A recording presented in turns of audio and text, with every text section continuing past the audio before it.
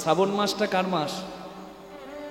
বাবার মাস, শিবের মাস। এক কথাই বলে দিচ্ছেন, শিব এই মাসে প্রসন্ন হয় যদি কেউ শিবের মাথায় জল দেয়।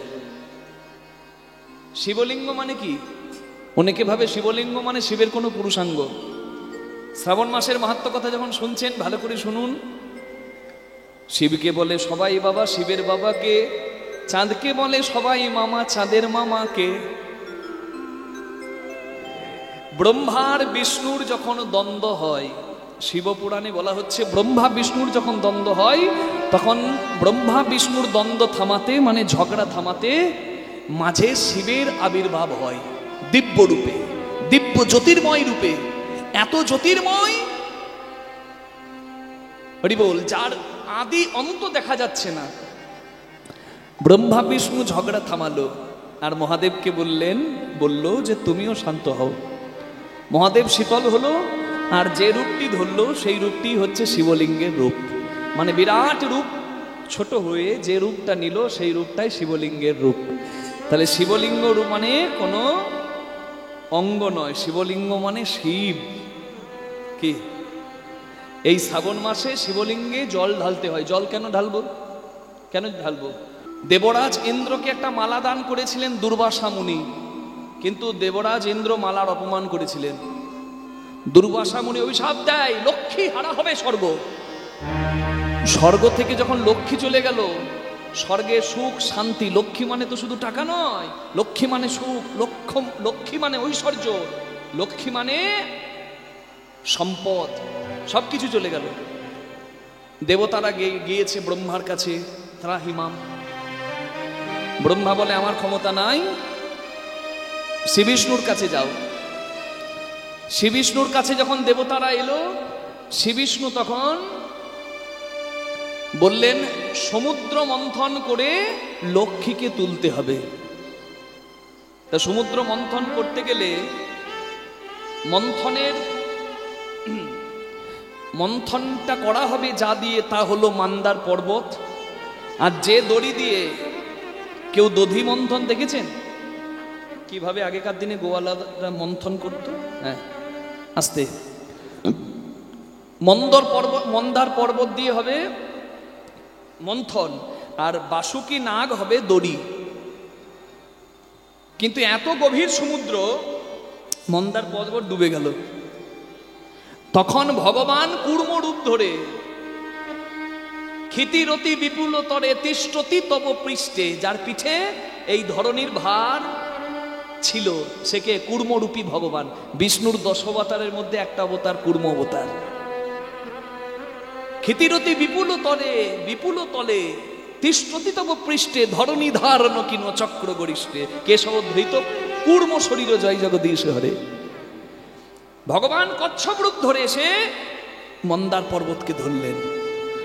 এবার রজ্জু দিয়ে মন্দার পর্বতকে মন্থন করা হচ্ছে, সমুদ্র মন্থন হচ্ছে। প্রথমেই উঠলো হলাহল বিষ, কালকূট হলাহল বিষ। সেই বিষে যে দেবতারা, যে অসুররা সমুদ্র মন্থন করছিল, তারা সবাই জর্জরিত হয়ে গেল। এমনকি ব্রহ্মা বিষ্ণু জর্জরিত হয়ে যাচ্ছে। বিষের এত তেজ, জগৎ নষ্ট হয়ে যাবে, সৃষ্টি ধ্বংস হয়ে যাবে বিষকে। তখন এই জগৎকে বাঁচাবার জন্য যিনি ওই বিষকে কণ্ঠে ধারণ করলেন, দেবী দুর্গার সহযোগিতায়, মা শক্তির সহযোগিতায়, তিনি তো আমার কণ্ঠে হলাহল বিষ ধারণ করে নীলকণ্ঠ শিব। নিতাই গৌর প্রেমানন্দে হরি হরি হরি বল। কণ্ঠে বিষ ধারণ করে তিনি হলেন নীলকণ্ঠ শিব। হরি বল হরি বল হরি বল হরি বল। সেই বিষের এত তেজ কণ্ঠে ধারণ করার পরেও কিন্তু শিব শান্ত হচ্ছে না। ঠিক এই সময়, এই শ্রাবণ মাস শুরু হবে, তখন সবাই শিবকে জল ঢালতে লাগলো। কারণ জল দিলে শীতল হয় দেহ। শিবের যন্ত্রণা তেজ, ওই বিষের তেজে শরীর যখন যন্ত্রণা হতে লাগলো, তখন সবাই জল ঢালতে শুরু করলো। সেই থেকে শ্রাবণ মাসে ওই শিবের জল ঢালা শুরু হলো। আপনারাও যদি জল ঢালেন অবশ্যই ভক্তি ভরে জল ঢালবেন, কারণ হরকে সন্তুষ্ট করলে, হরকে সন্তুষ্ট করলে আমার হরিও সন্তুষ্ট হন। নিতাই গৌর প্রেমানন্দে হরি হরি হরি। হ্যাঁ, 4 প্রহরে 4 বার দধি, দুগ্ধ, ঘৃত আর মধু, এই দিয়ে আপনি শিবকে স্নান করাতে পারেন। কটা বেলপাতা দেবেন? 3 কিংবা 5 কিংবা 21 কিংবা 108। একটা বেলপাতাও ভক্তি ভরে দিলে শিব প্রসন্ন হয়। কারণ বেলপাতার 3টে পত্র শিবের ত্রিনয়ন স্বরূপ, কেউ আবার বলে ব্রহ্মা বিষ্ণু মহেশ্বরের স্বরূপ। মহাদেব প্রসন্ন হন। তুলসী পাতা দিয়ে দেবেন না ভুল করে, হ্যাঁ, বেলপাতা দেবেন। হ্যাঁ, এই বেলপাতা যখন দেবেন ওং নমঃ শিবায় বলে ভক্তি ভরে নিবেদন করে দেবেন। আপনারা সবাই শুদ্ধভাবে মহাদেবকে এই শ্রাবণ মাসের 4টে সোমবার পড়েছে এবছর, এই জুলাই আগস্ট মাসে আপনারা ভক্তি ভরে শিবের আরাধনা করবেন। বলুন মহাদেব কি জয়, বলুন শিব শঙ্কর মহাদেব কি জয়, হরি বল। মৃকণ্ড মুনির পুত্র হলো মার্কণ্ড মুনি। আমরা শুনেছি না, মার্কণ্ড আদি সপ্ত চিরঞ্জীবী যারা বেঁচে আছে, হনুমান, বিভীষণ, এরকম অনেকের নাম শুনতে পাই না, কৃপাচার্য। মার্কণ্ডেয় আদি সপ্ত চিরঞ্জীবী, এই যে মার্কণ্ড মুনি, তার জন্ম কিভাবে? এই শ্রাবণ মাস আসছে বলে আমি এতগুলো কথাগুলো বলছি বেশি বেশি করে, আপনারা বুঝতে পারবেন বলে। মৃকণ্ড মুনির পুত্র মার্কণ্ড মুনি, তার জন্ম হয়েছে শিব ভক্তের ঘরে। মৃকণ্ড মুনি হচ্ছে শিব ভক্ত। মৃকণ্ড মুনিকে মহাদেব বলেছে তুমি কি চাও? তপস্যা করেছে মৃকণ্ড মুনি, আমাকে সন্তান দাও হে মহাদেব। বলে কি সন্তান চাও? 100টা সন্তান চাও? 100টা পাপী ছেলে চাও? না 16 বছর বাঁচবে এমন একটা পুণ্যবান ছেলে চাও? বলে এমন একটা সন্তান দাও যে সন্তানকে পৃথিবীতে রেখে আমি শান্তিতে মরতেও পারবো। 100টা পশুর বাবা হওয়ার দরকার নাই, একটা সুসন্তানের বাবা হওয়াটা জীবনে অনেক বেশি আনন্দের। জন্ম হলো 16 বছরের জীবন পাওয়া মার্কণ্ড মুনির। 16 বছরে মারা যাবে, লেখা আছে ললাটে লিখিতং জস্তু ষষ্ঠী জাগর বাসরে ন হরি শঙ্কর ব্রহ্মাচান্যতা কর্তুমর্হসী। জন্মের 6 নম্বর দিনে বিধাতা বিধিলিপি লেখে, জানেন তো, যেটাকে বলে সেটেরও ষষ্ঠী। ওই দিনে বিধাতা বিধিলিপি লিখে দেয়, আর সেই বিধিলিপি ব্রহ্মা বিষ্ণু মহেশ্বর খণ্ডায় না। কিন্তু অসাধ্য সাধন হয়, এভাবে হয়েছে, তার প্রমাণ এই মার্কণ্ড মুনি। ছোটবেলা থেকে শিব ভক্তিতে ডুবে গেছে। কাশীধামে শিবলিঙ্গে পূজা করে আর শিবের ধ্যান করে, ওইভাবেই দিনরাত পেরিয়ে যায় তার। 16 বছর বয়সে যম এসেছে তাকে নিতে। যমদূতরা নিয়ে যেতে পারে না, যম এসেছে তাই নিতে। কিন্তু এমন শিবের নাম উচ্চারণ করছে, এমন শিবের মন্ত্র বলছে, নিয়ে যেতেই পারছে না তাকে।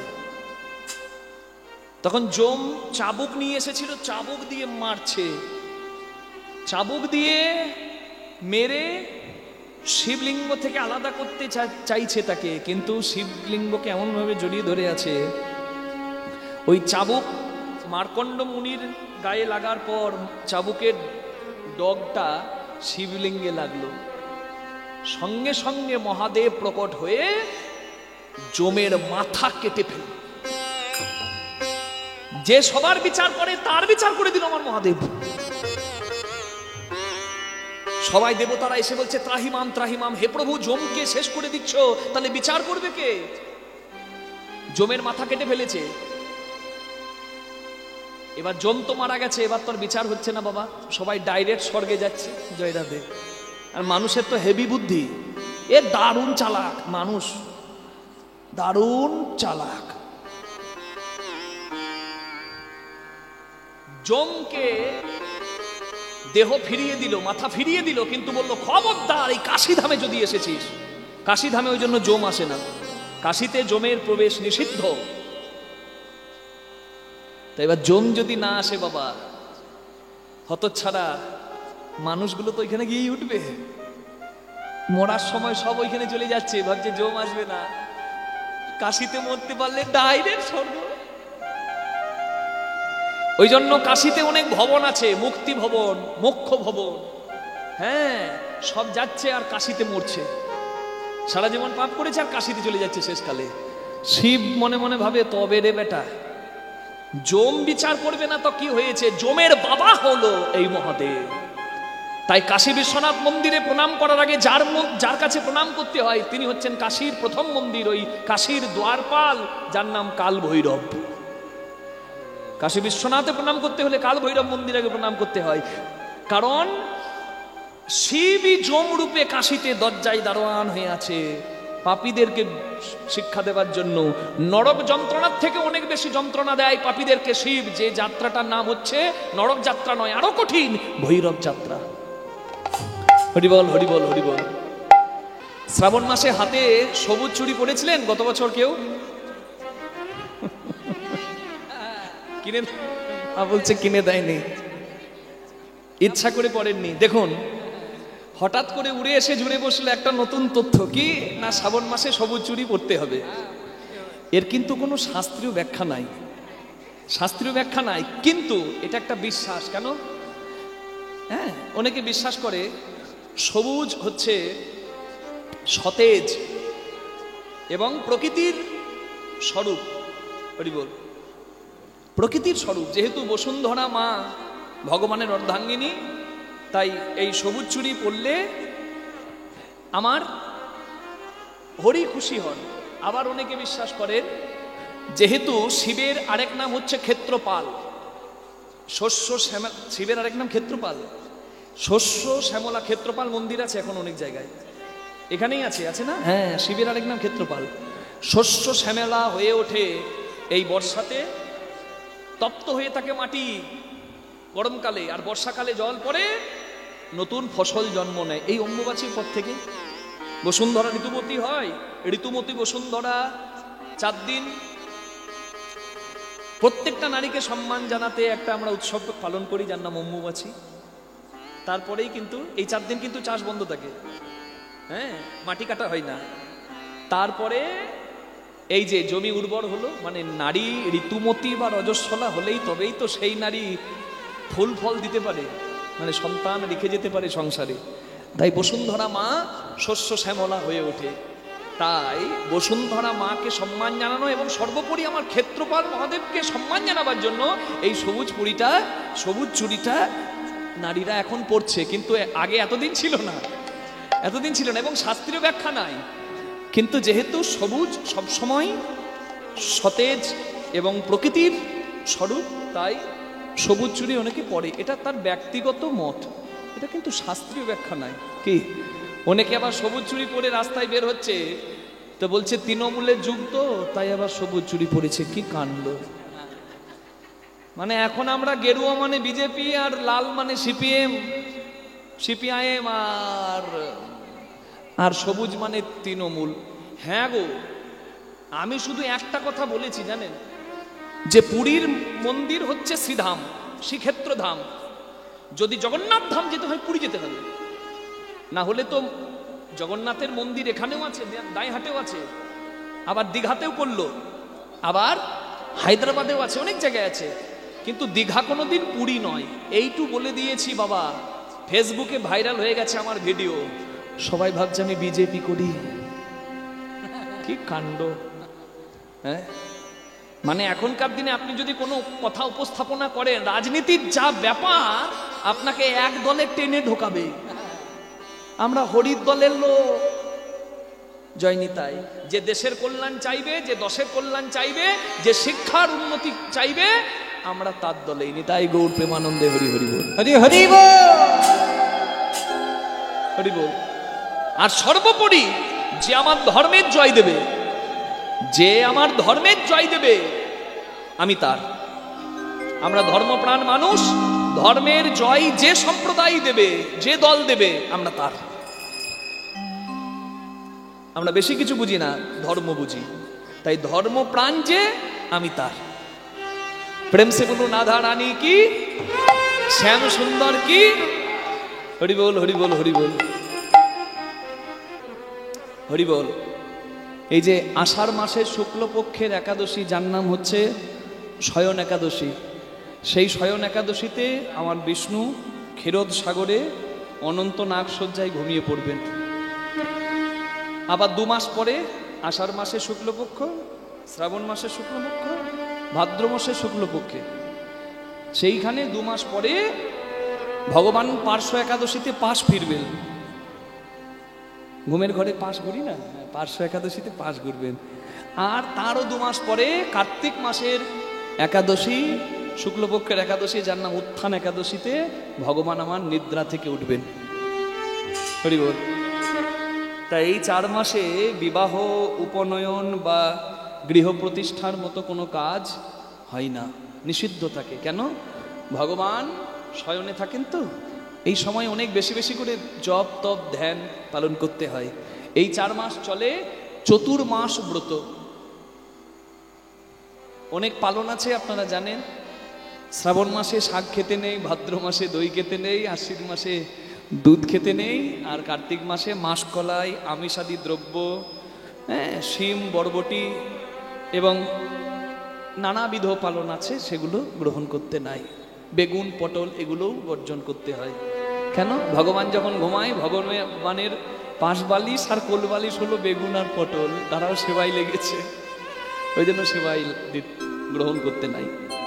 আসল কথাটি হলো এই 4 মাস চতুর্মাস ব্রত বলা হয়।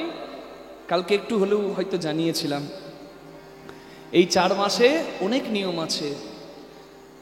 ক্ষৌর কর্ম করা যায় না, বিছানায় শোয়া যায় না, মাটিতে শুতে হয়, ফলাহার করতে হয়, কিংবা হবিষান্ন গ্রহণ করতে হয়। মানে সূর্যাস্তের পর আহার করা যাবে না, সূর্যাস্তের আগে 2 বেলা, কেউ আবার 1 বেলা হবিষান্ন পায়, সঙ্গম করা যায় না। অনেক রকম নিয়ম আছে। বিশেষ করে সাধুদের অনেক বেশি নিয়ম আছে, বৈষ্ণবদের অনেক বেশি নিয়ম আছে। সাধারণ গৃহী মানুষ তাতে পারবে না। কিন্তু যেগুলো আমি বর্জন করার কথা বললাম, সেগুলো অন্তত মানবেন, যেটুকু মানা যায়। হ্যাঁ, শয়নোত্থান পাশ পড়া, তার মাঝে ভেবে ছড়া বাবার 14 মায়ের 8, এই নিয়ে কাল কাট। হরি বল। 2 ছেলের জন্মদিন, ইথে যেন না হয় ভিন, ইথেও যদি না পারিস ভগার খালে ডুবে মরিস, খনার বচন। হরি বল। প্রত্যেকটা একাদশী পালন করা উচিত, না পারলে শয়ন একাদশী, আর 500 একাদশী, উত্থান একাদশী আর ভৈমী একাদশী, এই 4টে একাদশী। আর শিবের চতুর্দশী, দুর্গাষ্টমী, কৃষ্ণ জন্মাষ্টমী, রাধাষ্টমী, এগুলো পালন করা উচিত অ্যাটলিস্ট। আর আমার জগন্নাথের রথযাত্রা, যখন জগন্নাথ আসছেন, তখন ভক্তি ভরে তাকে দর্শন করুন, তার রথ দড়ি ধরে টানুন, আপনার মঙ্গল হবে। আর কিছু যদি না পারেন, গঙ্গার জলে যেন ভক্তি ভরে একটা ডুব দেন, তাতেও কিন্তু কল্যাণ। তা শ্রাবণ মাসে শিব অন ডিউটি থাকেন। অন ডিউটি বোঝেন? অনেক গাড়িতে লেখা থাকে সামনে বোর্ডে অন ডিউটি, অন ডিউটি। হ্যাঁ, অন ডিউটি গাড়িতে হাত দেওয়া যাবে না, বিরাট ব্যস্ত। অন ডিউটি কেন থাকেন? কারণ হরি তো ঘুমায়, তাহলে হরকে দায়িত্ব দিয়েছে। ভগবান যখন ক্ষীর সাগরে ঘুমাতে যান, তখন ভগবান দায়িত্বটা আমার হরের ওপর দিয়ে যান, মানে শিবের ওপর দিয়ে যান। এই জন্য শিবের আরাধনা শুরু হয়ে যায় এই এই এই শয়ন একাদশীর পর থেকেই শুরু করে। চতুর্মাসের প্রথম মাসে, শ্রাবণ মাসেই আমার মহাদেবের মাস। আমরাও 2টি বাহু তুলে বলবো, ভোলে বাবা কি জয়, শিব শঙ্কর কি জয়, भोले बाबा की जय, शिव शंकर की जय। ভোলে বাবা কি জয়, শিব শঙ্কর কি জয়, भोले बाबा की जय, शिव शंकर की जय। ত্রিপুরারি কি জয়, তারণহারি কি জয়, त्रिपुरारी की जय, तारोधारी की जय। ত্রিপুরারি কি জয়, তারণহারি কি জয়, त्रिपुरारी की जय, तारोधारी की जय। शंकर भोले भंडारी। ओ प्रभु जल जल के बोलो भोलेनाथ की। शंकर भोले भंडारी, प्रभु जन जन के रीतिकारी। शंकर भोले भंडारी, तुम जल जल के रीतिकारी। गंगा की धार जटाओं में, माथे पे चंद्र कलाओं में। गंगा की धार जटाओं में, माथे पे चंद्र कलाओं में। माला सर्पों की डाली, माला सर्पों की डाली। तुम जन जन के रितकारी। भिखारी। शंकर भोले भंडारी तुम जन जन के रीतिकारी। शंकर भोले भंडारी तुम जन जन के रीतिकारी। भोले भंडारी तुम जन जन के रीतिकारी। जब सागर मंथन होने लगा, तभी कालकूट विसिधा निकला। जब सागर मंथन होने लगा, तभी कालकूट विसिधा निकला। शिव ऐसे पर उपकारी, शिव ऐसे पर उपकारी। तुम जन जन के रितकारी। शंकर भोले भंडारी तुम जन जन के रीतिकारी। नमः शिवाय शान्ताय कारणत्र हेतवे, निवेदयामि छादमानं त्वं गति परमेश्वरे। ध्याये नित्यं महेशं रजतगिरिनिभं चारुचन्द्रावतंसं, रत्नाकल्पोज्जलङ्गं परशुमृगभराभीतिहस्तं प्रसन्नं। पद्मासीनं समन्तत्स्तूतकममणगणैव्यघ्रकीर्तिवसानं, विस्मादं विस्मवीनजं निखिलभयहरं, पञ्चवक्त्रं त्रिनेत्रम्। शंकर भोले भंडारी तुम जन जन के रीतिकारी। शंकर भोले भंडारी तुम जन जन के रीतिकारी। विद्यापति विद्यापति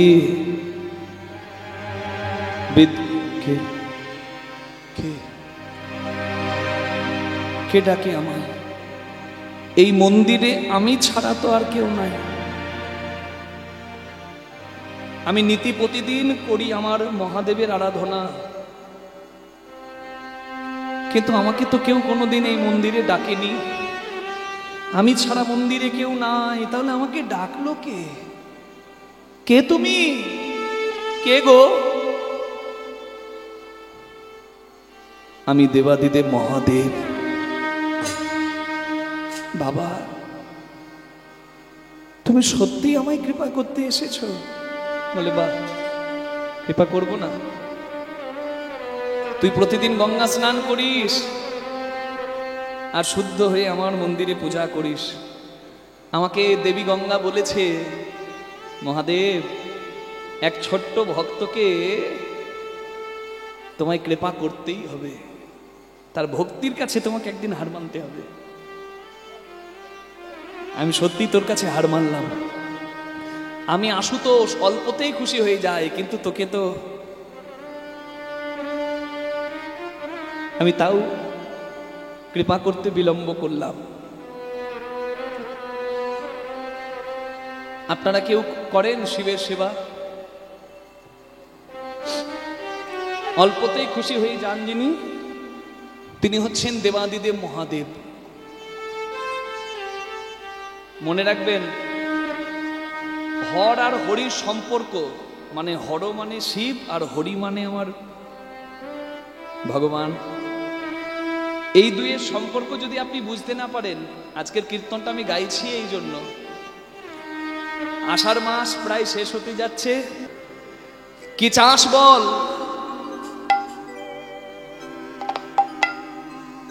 বিদ্যাপতি হাত জোর করে বলে, বাবা, আমার পিতা, আমার পূর্বপুরুষ সবাই তোমার চরণে ভক্তি করেছে, তবে ছোট্টবেলায় আমি বাবার মুখে শুনেছি, আমরা যেমন শিব ভক্ত তেমনি আমাদের আরাধ্য মহাদেব নাকি হরি ভক্ত। আমার খুব সাধ হরি ভজন করব।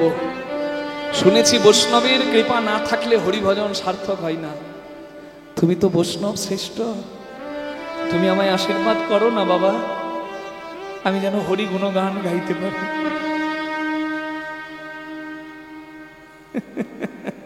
ওরে দুষ্টু, তাহলে এই ছিল তোর পেটে? বেশ, আমি আশীর্বাদ করলাম, তুই হরি ভজনে ডুব দে। তবে শোন, মা দুর্গার আশীর্বাদ নিতে যেন ভুলিস না, কারণ তত্ত্ব ঘরের মালিক আমি হলেও ওই ঘরের ঢোকার চাবিটা থাকে আমার মালকিন, মানে আমার গিন্নি মা মহামায়ার কাছে, যিনি যোগমায়া হয়ে গোপী গোবিন্দের মিলন করিয়েছেন, তিনিও তোর মিলন করিয়ে দেবে। লীলা সহায়কারিণী মা দুর্গাকে অবশ্যই সন্তুষ্ট করিস। শিবকে সন্তুষ্ট করলো, গঙ্গাকে সন্তুষ্ট করলো, এমনকি দুর্গাকেও সন্তুষ্ট করলো। হরি বল। কনক ভূধর শিখর বাসিনী চারু চন্দ্রিকা চয়হাসিনী। কনক ভূধর শিখর বাসিনী চারু চন্দ্রিকা চয়হাসিনী। কনক ভূধর শিখর বাসিনী চারু চন্দ্রিকা চয়হাসিনী। কনক ভূধর শিখর বাসিনী চারু চন্দ্রিকা চয়হাসিনী। দশন কোটি বিকাশ বঙ্কিমা কোটি বিকাশ ভঙ্গিমা তুলিত চন্দ্রকলে। কনক ভূধর শিখর বাসিনী চারু চন্দ্রিকা চয়হাসিনী। কনক ভূধর শিখর বাসিনী চারু চন্দ্রিকা চয়হাসিনী। হরি বল। এই যে পদটা আমি গাইছি এটাও বিদ্যাপতির লেখা। শিবের গান গেয়েছেন, গঙ্গার গান গেয়েছেন, এমনকি মা দুর্গারও গান লিখেছেন। এখনো বিদ্যাপতির লেখা দুর্গার বই দুর্গা ভক্তি তরঙ্গিনী অনুসারে বিহারে দুর্গা পুজো হয়। হ্যাঁ, তাহলে বুঝুন, যার মতে এখনো দুর্গা পুজো হয় সে কত বড় পণ্ডিত। সেই বিদ্যাপতি লিখলেন কনক ভূধর শিখর বাসিনী। কনক মানে সোনা, ভূধর মানে পর্বত, শিখর মানে চূড়াই, বাসিনী মানে বাস করে আমার মা দুর্গা। মা কেমন? মা যখন হাসে একটা দাঁত যখন বেরিয়ে আসে যেন দেখে মনে হয় প্রতিপদের এক গলা চাঁদ আকাশে উঠেছে। কিন্তু সেই মা যখন রুদ্ররূপিণী,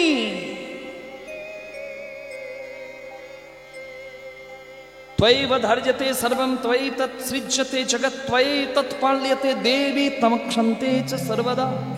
যখন রুদ্ররূপী এই জগৎকে বাঁচাবার জন্য, সন্তানকে বাঁচাবার জন্য অসুর দলনী মা, তখন মায়ের রূপ কেমন?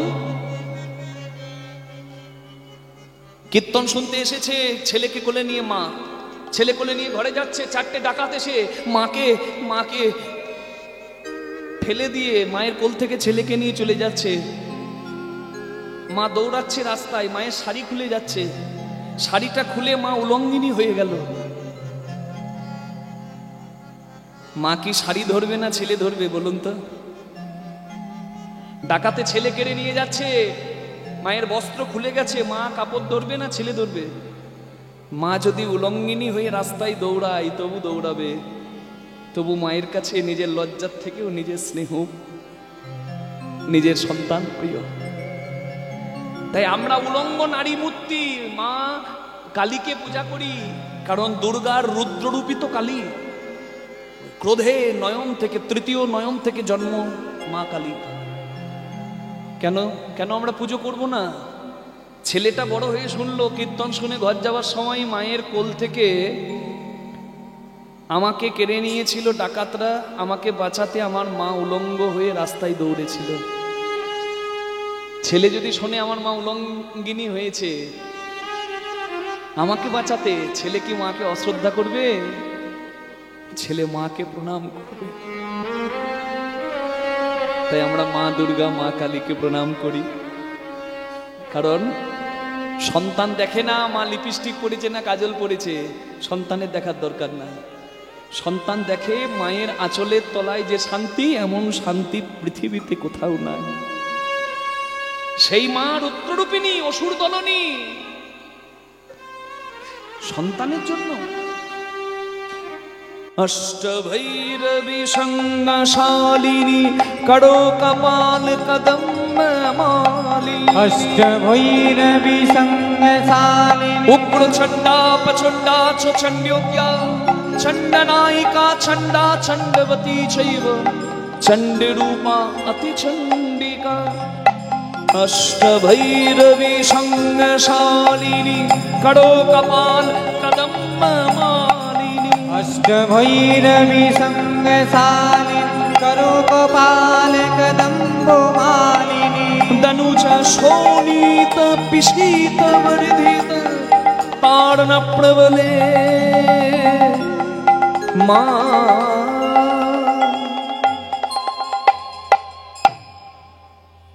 এই গান যিনি লিখলেন তার নামে একবার হাত জোর করুন।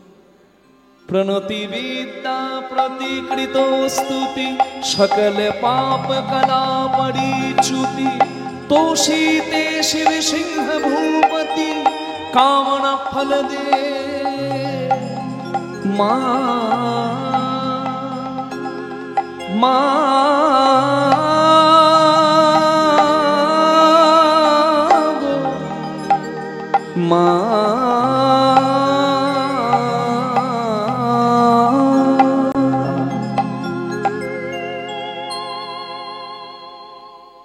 विद्यापति आशीर्वाद करी तोर कृष्ण भक्ति होक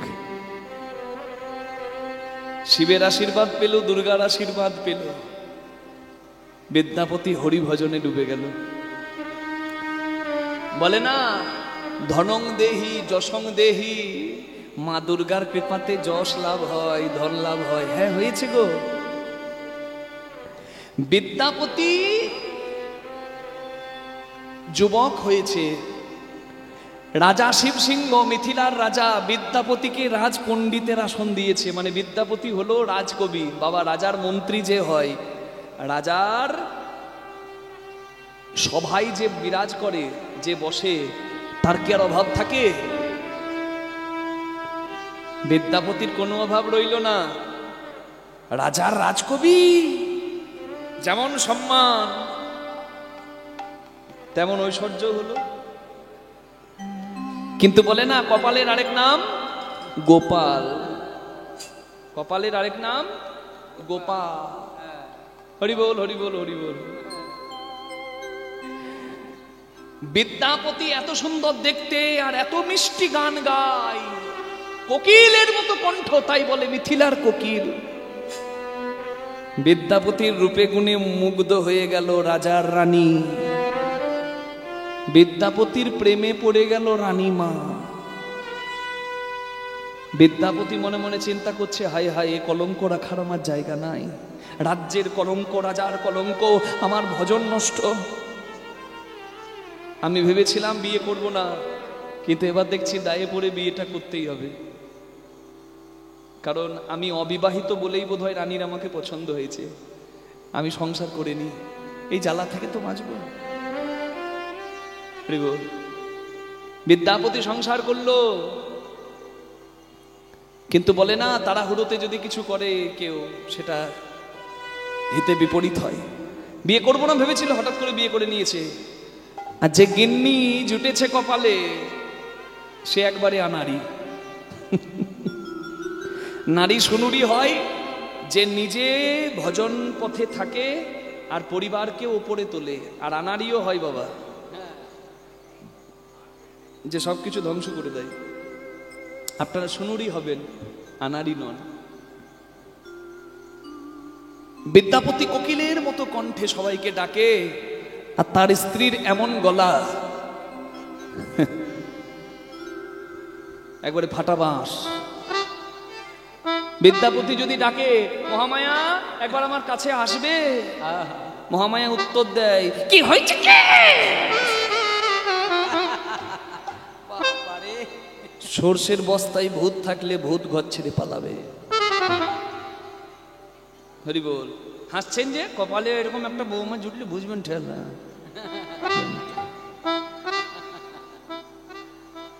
বিদ্যাপতিও সব ভাবে না বলে আমি থাকবো নিজের আনন্দে যা করে হা গোবিন্দ নাকি সবাই সবকিছু পাই না কিন্তু মানিয়ে নেওয়ার নামই সংসার আমি স্বার্থে যদি নিজের স্বার্থ বিচার করতে গিয়ে যদি সংসার জলাঞ্জলি করে দিই না তাহলে এটা কখনো আদর্শের চরিত্র হতে পারে না মানিয়ে নেওয়া এবং ত্যাগ করার নামই কিন্তু সংসার আর ত্যাগ একটু করে সবাই করবেন, তাহলে প্রত্যেকটা সংসারই আনন্দের হবে। নিতাই গৌর হরি বল। সুখমিত রমণী সমাজে, সুখমিত রমণী সমাজে,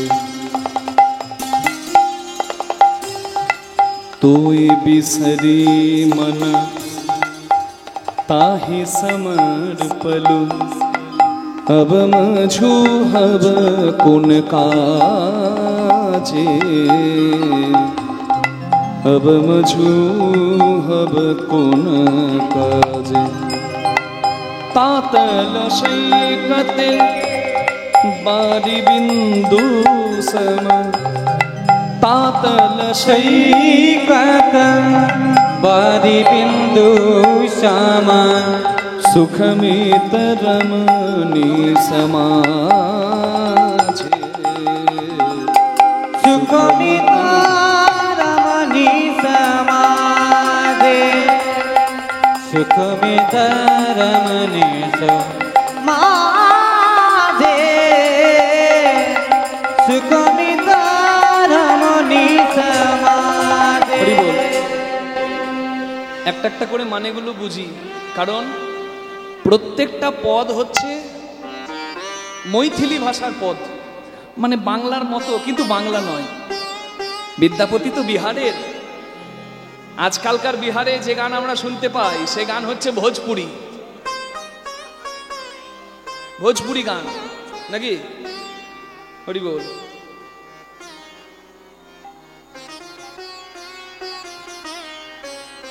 तू लगाबे लू जब लिपस्टिक हिले ले पूरा डिस्ट्रिक्ट। বিহারের সংস্কৃতি আমরা ভাবি একরকম, কিন্তু আসলে বিহার যেরকম সেটা হচ্ছে এই পদাবলীর অর্থ দিয়ে আপনারা বুঝুন। ভোজপুরি গান ডিপ ডিপ করে বাজে আর আমরা নাচি, আমরা ভাবি বিহার মানে এইরকম না। যে গানটা গাইছে এটা বিহারের গান, মিথিলার গান, মৈথিলি গান। কিন্তু এই গান শুনলে, এই গানের মানে বুঝতে পারলে বাবা জীবনে কিছু পাওয়া হয়ে যাবে। কি বলছে? তাতালা সৈকতে বাড়ি বিন্দু সম, সমুদ্রের তীরে বালির উপরে, মানে এই তপ্ত বালুকার উপরে যদি এক ফোঁটা জল পড়ে, জল থাকে। সাগরের পাশে বালিতে এই জ্যৈষ্ঠ মাসে আষাঢ় মাসে কড়া রোদে তপ্ত বালি উপর যদি এক ফোঁটা জল পড়ে, সেই জল থাকবে? থাকবে কি?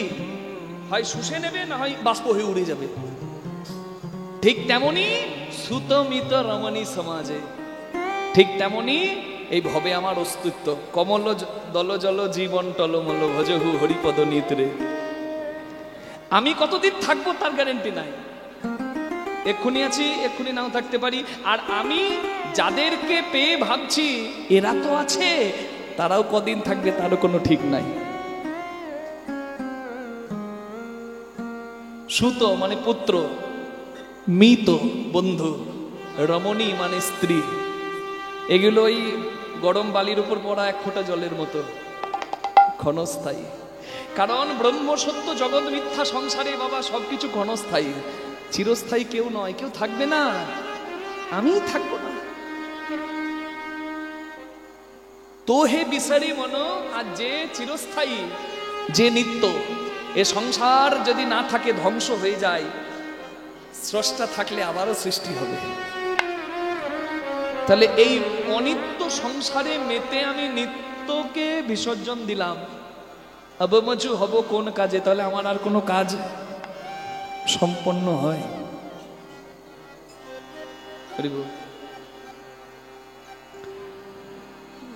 তুমি এত সুন্দর জীবনটা দিয়েছো, হরিবলার দেহ দিয়েছো, কিন্তু আমি কি করলাম? আধ জনম নীদে গোয়াইনু, आध जन्म हम निद गोवारिनो, आध जन्म हम नीद गोवाइनु, आध जन्म हम निद गोवारिनो, जरा सी शिशु कट काल भेला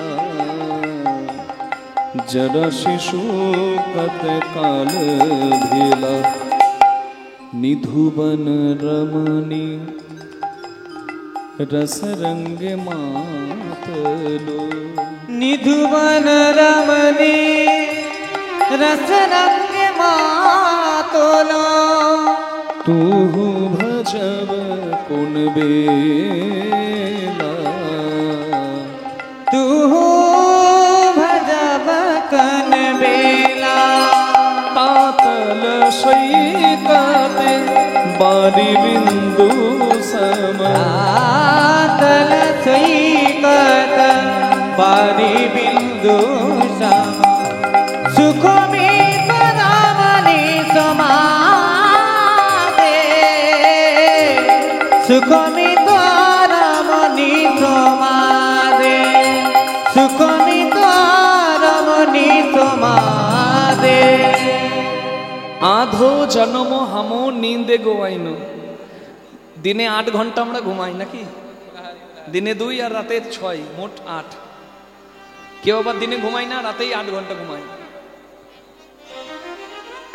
রাত 10টা থেকে সকাল 6টা সঠিক সময় ঘুমের আরো আগে ঘুমাতে পারলে আরো ভালো early to bed and early to rise makes a man healthy wealthy and wise Hari বল আর এখন তো রাত 2টো পর্যন্ত মা অনলাইন রয়েছে তাহলে ছেলে কোনোদিন অফলাইন হবে না জয় রাতে হরি বল ঘুমাতে গেল অর্ধেকটা সময় মানে 8 ঘন্টা মানে 24 ঘন্টায় 8 ঘন্টা যদি হয় সারা জীবনে 3 ভাগের 1 ভাগ ঘুমে গেল জড়া মানে রোগ ধরা ছিলাম রোগে দিন গেছে তো শরীর না চললে কাউকে ভালো লাগে না ছেলেকেও ভালো লাগবে না শরীর খারাপ ছিল ঠিকঠাক ভোজন করতে পারি না এই সময় গেছে শিশু ছোটবেলায় আমি জানতাম না তাই শিশুবেলায় কত সময় কাটিয়ে দিয়েছি নিধুবনে রমণী রসরঙ্গে মাতালু তুহু ভজবে কোন বেলা যখন রক্ত টকবক করে ফুটতে লাগলো শরীরে রক্ত টকবক করে ফোটে না কোন সময় বলুন তো হরি বল পাথর চিবিয়ে খেয়ে নেবে এরকম ভাব যৌবন কাল কে শোনে কার কথা ফুটছে টকবক করে রক্ত তখন কি করলাম মরুভূমির মরিচিকার মতো মিথ্যা মায়ার পেছনে ছুটলাম কাম কামিনীতে মন মাতিয়ে কি করলাম সময় নষ্ট করলাম পরিণতি কি হলো ধ্বংস আমাদের এই পার্থিব জগতে কামনার শেষ দশা কি ধ্বংস পিতৃধন মাতৃধন নারী পুরুষের মূল্যবান ধন বিনাশের আকর্ষণ আছে যতক্ষণ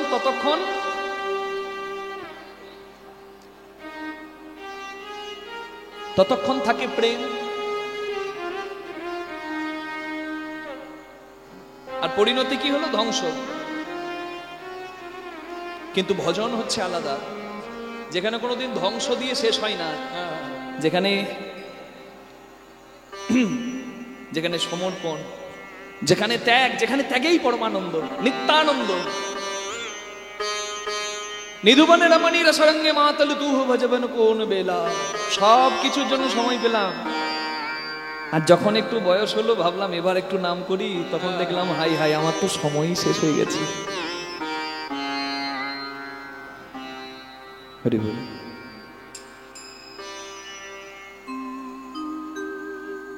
कत चतुरानन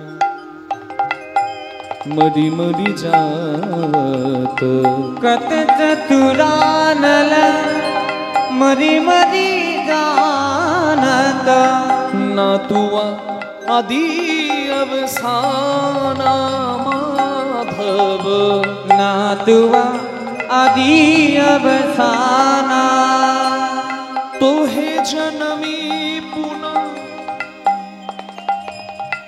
तोहे समावता तुहे जननी पुनः तुहे समावता सागर लहरी समाना। माधव सागर लहरी समाना। কত চতুরানন, চতুরানন মানে ব্রহ্মা। বলছে কত শত ব্রহ্মা, কত শত ব্রহ্মা। ব্রহ্মার এক দিন হয় মানুষের 429,40,80,000 বছর পার হলে। চিন্তা করুন, চতুর্যুগ পার করলে এক দিব্য যুগ মানি। 71 দিব্য যুগে এক মনুর যুগ গণি, আর 14টা মনুর যুগ অন্তর ব্রহ্মার দিবস ভিতর। চিন্তা করুন। কৃষ্ণপদে মতি হোক।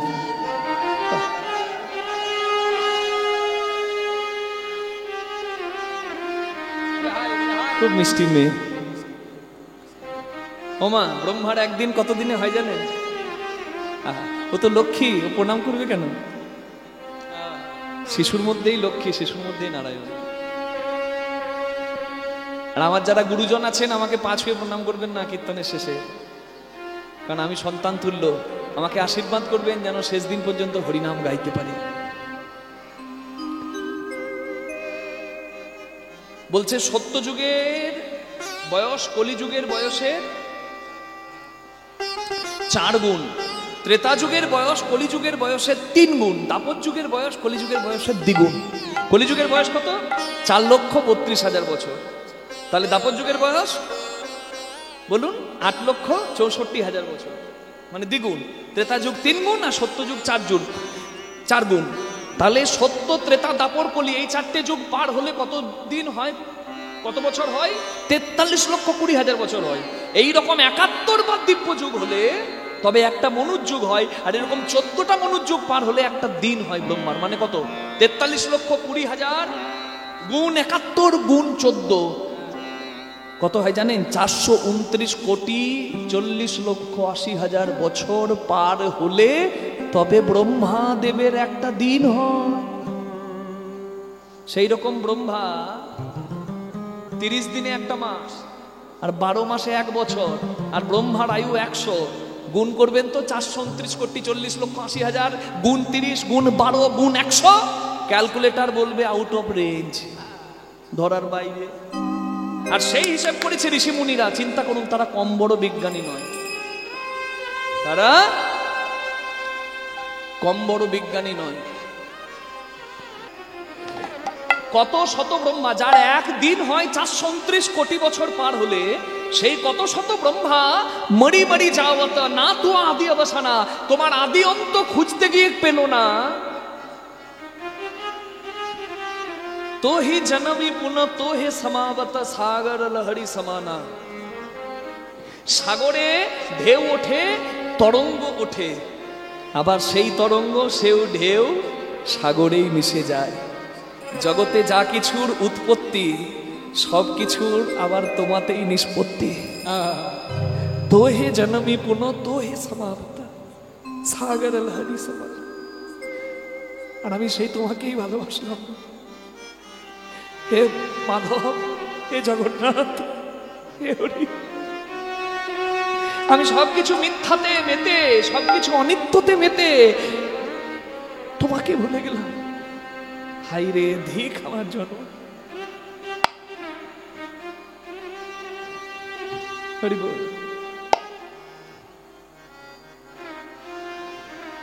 ভনয়ে বিদ্যাপতি शेष समन भयो।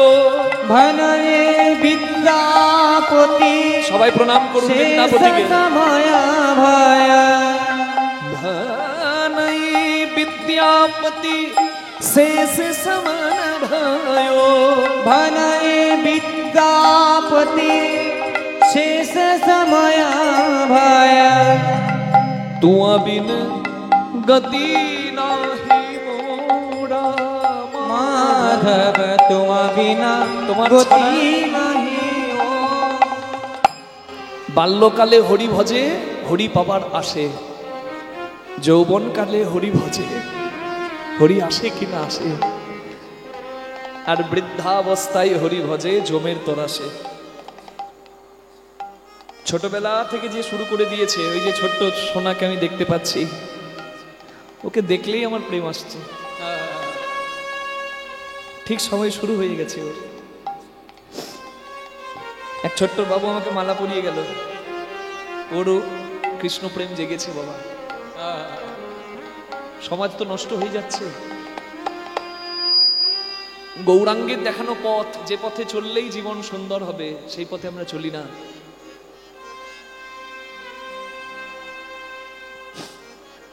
ভানাইয়ে বিদ্যাপতি শেষ সমান ভয়। বিদ্যাপতি ঠাকুর বলছে, আমি তোমাকে এখন ডাকছি, সময় তো অনেক নষ্ট করেছি, তাও এখন তোমায় ডাকছি। কেন? জমের ভয়ে। কেন? আমরা সবাই জানি, পকেট যখন গরম সবাই নরম, পকেট যখন খালি সবাই দেয় তালি। যখন অর্থের বল, টাকার বল, রাজনীতির বল, কে বলে হরি বল? রাখ তোর হরি বল। কিন্তু যখন থাকবে না দেহে কোনো বল, তখন হরি বলই সম্বল। আমরা সবাই জানি, কিন্তু জেনেও জ্ঞান অন্ধ। মন বলছে যাস না, বিপদ হবে, তাও যাব। আমরা তো জ্ঞান পাপী, জেনে বুঝে পাপ করি। কেন ডাকছি আজকে? বিদ্যাপতি বলছে আমি ডাকছি কেন? জমের ভয়ে। কারণ জানি তো তুমি ছাড়া জমের হাত থেকে কেউ তরাতে পারবে না। হরি বল।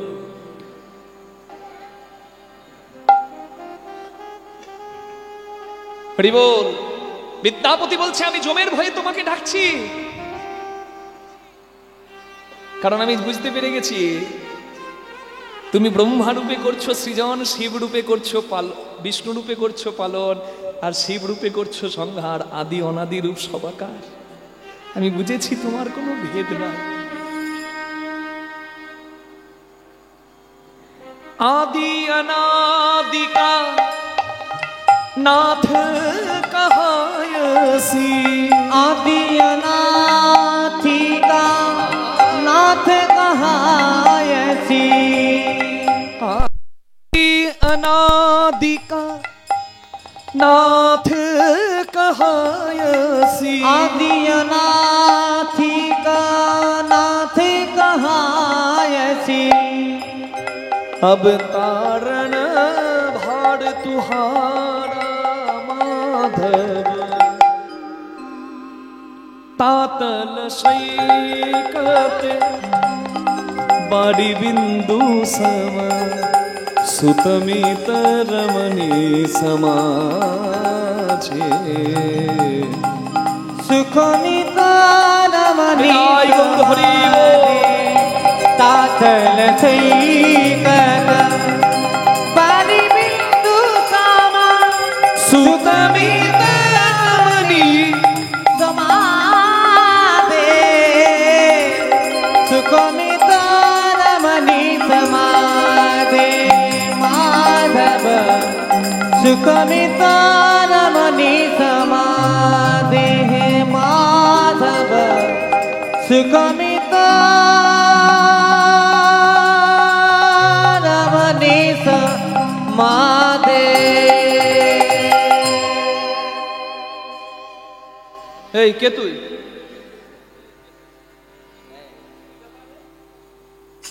কি ব্যাপার?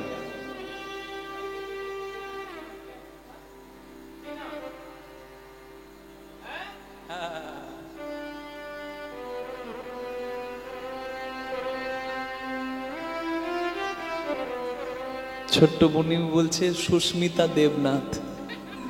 ও ভাবছে আমি ওকে বলছি। কি নাম? অনুমিতা। অনুমিতা মানে কি? হ্যাঁ, বাবাকে জিজ্ঞাসা করবি গিয়ে, বাবা আমার নাম রেখেছো মানে কি?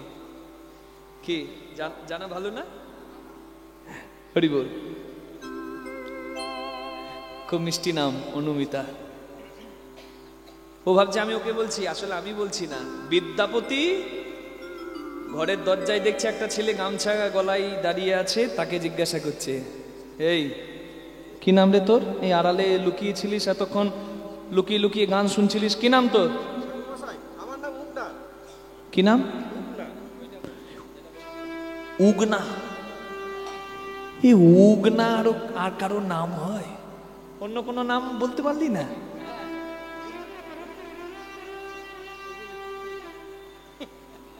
তা যাই হোক, নাম যাই হতে পারে। এই ভর দুপুর বেলায় লুকিয়ে লুকিয়ে আমার গান শুনছিস? হ্যাঁ, এখানে কেন এসেছিস বাবা?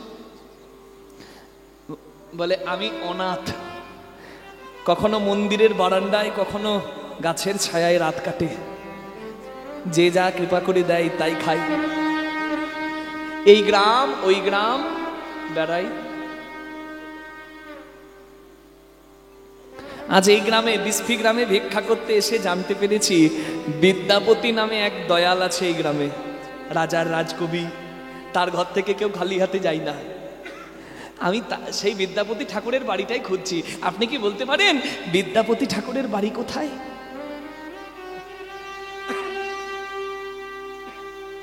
বিদ্যাপতি ঠাকুর ছেলেটার দিকে তাকিয়ে বলছে, এই এই আমি বিদ্যাপতি। বাবু আপনি? ও মা, আমি তো ভাবলাম একটু গান শুনে তারপর বিদ্যাপতির বাড়ি যাব। আপনি এত সুন্দর গান গান, আপনার এত গুণ, রাজার পণ্ডিত, আবার এত সুন্দর গান গান, আবার আপনার নাকি পরম দয়া। আমি আপনারকেই খুঁজছিলাম। কেন, আমি তোকে কি দেব? আপনি আমায় একটু আশ্রয় দিন, আমার থাকার স্থান নাই, আমি আপনার এই ঘরে থাকবো, দুমুঠো খাবো, এমনি এমনি থাকবো না। তার জন্য সব কাজ করে দেবো, বাসন মাজা, কাপড় কাচা, ঘর পরিষ্কার করা, ঘর ঝাড় দেওয়া, সব কাজ করে দেবো। বা হাট করতে বললে থলি নিয়ে হাট করে দেবো, সব করে দেবো। একটু থাকতে দিন না আপনার ঘরে। আহা, খুব মায়া হলো বিদ্যাপতির। কেন? বিদ্যাপতি সংসার করেছে কিন্তু তার সন্তান নাই। একটা ছেলে এসেছে, বুঝলেন, গলায় গামছা, পরনে ধুতি। ছেলেটাকে দেখে তার স্নেহ জেগেছে, পুত্র স্নেহ। গোবিন্দ যদি আমায় সন্তান দিত ঠিক এমনই হতো। ঠিক আছে, নিজে চলে এসেছে যখন সন্তান রূপে একজন, তাকে তাড়িয়ে দেব কেন? থাক। তবে আমি থাক বললেই তো সে থাকবে না, কারণ আরেকজন আছে ঘরে, সে আবার অশান্তি করবে। ও তো পেলে হয়, শুধু অশান্তি খোঁজে। তার নাম জানেন তো? ওই খুন্তি নারী যে, কে? হ্যাঁ, মহামায়া ডাকছে, ও মহামায়া, গিন্নি, এই দেখো দেখো, এই একটা ছেলে এসেছে। আহা, ছেলেটার মুখটা শুকিয়ে গেছে গো, মনে হচ্ছে খায়নি। এই ছেলেটা আমার ঘরে থাকতে চাইছে, চাকর হয়ে থাকবে। তুমি দেখো তো একে রাখা যায় কিনা। মহামায়া সেবার পরে ঘুমটা পেয়েছিল, বুঝলেন, আর কাঁচা ঘুমে উঠতে হয়েছে। একেই তো জ্বলন। একবারে ধৈ ধৈ করে ছুটে এসে বলছে, সাপের পাঁচ পা দেখেছো নাকি? ওহ, জন্মের সময় তোমার মা তোমার মুখে একটু মধু দিতে ভুলে গিয়েছিল। হ্যাঁ, কটু কথা সব সময়। এই দেখো না, এই ছেলেটা আমার ঘরে কাজ করতে চাইছে, এই ছেলেটাকে রাখা যাবে না। কোনটা? ওইটা? ওর যা শরীর, ও কাজ করবে কি? ও তো হাওয়ায় উড়ে চলে যাবে। না মা ঠাকুরুন, আমার শরীর দেখে ভাববেন না, আমি সব কাজ করে দেবো। বাসন মাজা, কাপড় কাচা, ঘর পরিষ্কার করা, ঘর ঝাড় দেওয়া, থলি নিয়ে হাট করে দেওয়া, সব করবো। বেশ, যেমন ঘাস দিতে পারি তেমন দুধ দেওয়াতেও পারি। কাজের কাজ যদি না আছে,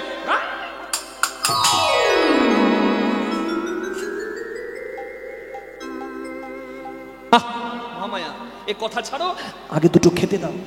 ছেলেটা না খেয়ে আছে। তোমার মায়া হয় না গো? তুমি কেমন নারী, নারী না নারী? যাও। জায়গা হয়ে গেল উগনার, মানে ওই চাকরের। এই উগনা যে কে? বিদ্যাপতি বুঝতে পারল না। বিদ্যাপতি গান গায়, উগনা লুকিয়ে লুকিয়ে শোনে। একদিন সকালবেলায় বিদ্যাপতি হাটে যাবে, আর মহামায়া উগনাকে বলছে, কই রে লর্ড সাহেবের নাতি, মা আমায় ডাকছেন? এই বাবু যাচ্ছে হাটে, যা থলি নিয়ে হাটে যা। যাচ্ছি মা। বিদ্যাপতি হাটে যাচ্ছে, উগনাও সঙ্গে সঙ্গে যাচ্ছে। হ্যাঁ, থলিটি ধরে 1 মাইল হেঁটেই বিদ্যাপতি হাঁপিয়ে গেছে। বয়স হয়েছে তো, আর কি সেই যুবক বিদ্যাপতি আছে, হাঁপাচ্ছে।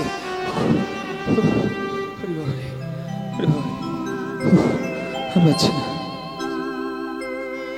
হোক না, এই দেখ সামনে বট গাছ, চল বট গাছের ছায়ায় একটু বসি। জ্যৈষ্ঠ মাসের দুপুরবেলা, এত রোদের তাপ, বসেছে বট গাছের ছায়ায়। আর বসে বিদ্যাপতি বলছে, ওগনা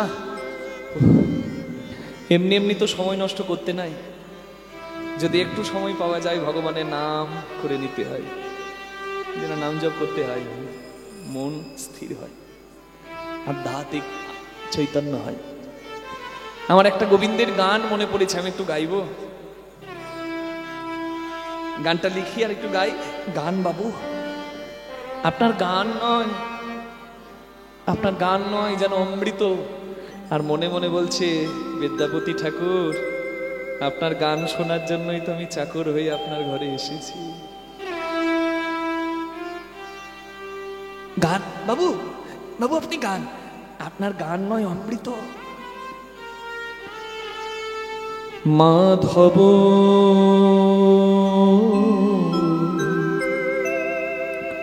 তোমায় বহু তুমি নতি করুতই। তালটির নাম মধ্যম দশকষি। বলিও হে রাধা মা, ও মাধব হে, তোমায় বহুত বহুত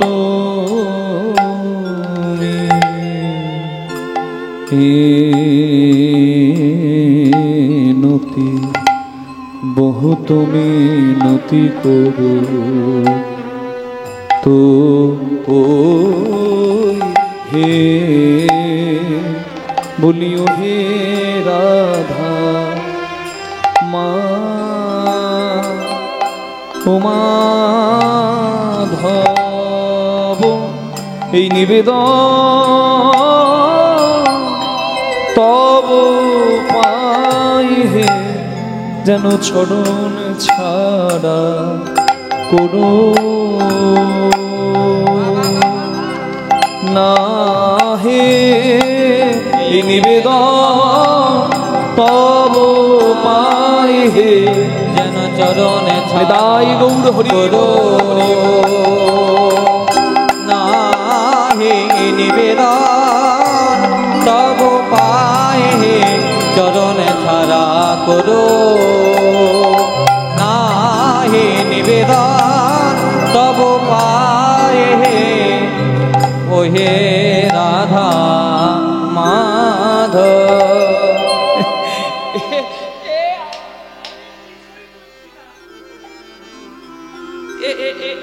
এই আপনি কি যে গাইছেন, আমি কিছু বুঝছি না, একটু সহজ করে বলুন না। আপনি পণ্ডিত, আমি মুখ্য চাকর, আমি কি ওই ভালো ভাষা বুঝতে পারি? বলে শোন, আমি লিখলাম, তুলসী পাতা দিয়ে যদি কেউ গোবিন্দকে ডাকে, তাহলে গোবিন্দ তাকে কৃপা করে। দেহি তুলসী তিল, দেহ মন সমর হল, মাধব দেহি তুলসী তিল, দেহ মন সমর্পেন। দয়া জানি নাছর বিমু, মাধব হে দয়া জানি নাছর হিম। তুমি যেন আমায় দয়া ছেড়ো না হে,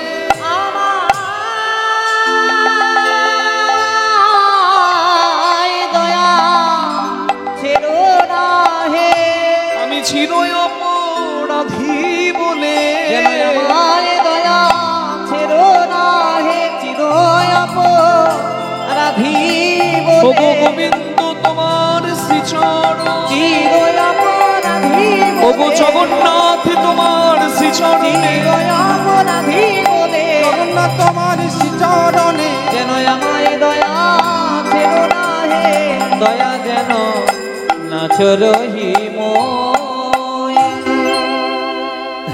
আচ্ছা বুঝলাম বাবু, আপনি গোবিন্দের গান গাইছেন, তা তুলসী পাতা দিয়ে ডাকতে হবে। কারণ যদি তুলসী পাতা না থাকে সে কি ডাকতে পারবে না? বলে পারবে। যদি কেউ নিজের মনটাকে ভাবে তুলসী পাতা, আর ভগবানকে দেওয়ার ভক্তিটাকে ভাবে চন্দন, আর নিজের চোখের জলকে ভাবে গঙ্গা জল, এইটুকু দিতে পারলে তো তার আর কিছুই লাগে না। পত্রং পুষ্পং ফলং তোয়ং যো মে ভক্তা প্রযচ্ছতি তদহং ভক্তি পরিতৃষ্ণামি প্রযতাত্মন। বাবু বাবু কি গুণ লাগে জগন্নাথকে ডাকতে হয়, গোবিন্দকে ডাকতে কি গুণ লাগে? বলে যদি কারোর গুণ থাকে তাও ভালো, আর যদি কারোর গুণ কিছু নাও থাকে সেও ডাকতে পারে। এই দেখ না, আমার কি কোনো গুণ আছে? আমার কোনো গুণ নাই, ভালো গুণ নাই বলেই তো গোবিন্দ এত কষ্ট দিয়েছে আমার জীবনে। আমার জীবনে এত কলঙ্ক, আমার জীবনে ভজন সঙ্গিনীটাও আমার জুটেছে ভজন বিমুখ। কেন? আমি পাপী বলেই তো। আমার কোনো গুণ নাই বলেই তো আমার এই দুর্দশা। আমার মতো পাপী যদি তাকে ডাকতে পারে, তাহলে আমার মনে হয় সংসারে প্রত্যেকটা মানুষই থাকতে পারে। গণইতে দোষ গুণলে সোনা পাবি, মাধব গণইতে দোষ, আমার গণইতে দোষ, গুণ তো কিছু পাবে না মাধব। গণইতে দোষ, আমার গুণ তো কিছু পাবে না মাধব। শুধু রাশি রাশি দোষে পাবে, তুমি যখন বিচার করে দেখবে, রাশি দোষ পাবে, যখন বিচার করে দেখবে, রাশি রাশি দোষ পাবে, যখন বিচার করে দেখবে, রাশি রাশি দোষ পাবে, আমার গুণ তো কিছু পাবে না মাধব। জব তু করবি বিচার